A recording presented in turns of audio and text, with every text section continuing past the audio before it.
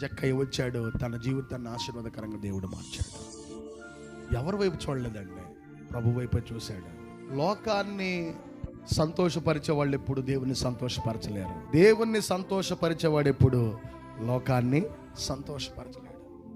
దేవుని మాట వినేవాడు ఎప్పుడు లోకం మాట వినడు.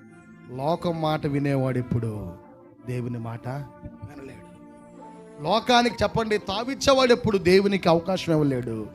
దేవునికి అవకాశం ఇచ్చేవాడు ఎప్పుడు లోకానికి అవకాశం ఇవ్వలేడు. ఏం చెప్పాలి ఇంకా? ఈ మాటలు చాలు కదా జీవితానికి. జక్కయ్యలాగా మారాలన్నదే దేవుని ఉద్దేశం.